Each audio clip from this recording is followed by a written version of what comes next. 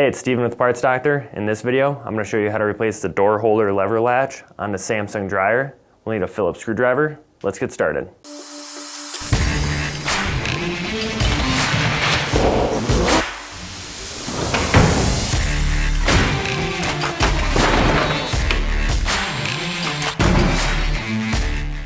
If the lever latch fails, the door may randomly open or won't close properly. To remove the latch, remove the 2 screws.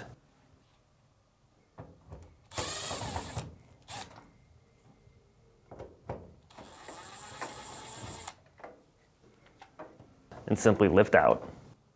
If you have a bad door holder lever latch and you need to purchase a new one, you can check out our website, partsdoctor.com. We'll leave a link in the description below. You want to make sure you're searching with the model number from the tag on your dryer to make sure you get the correct part.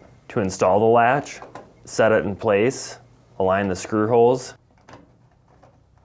and tighten down the 2 screws.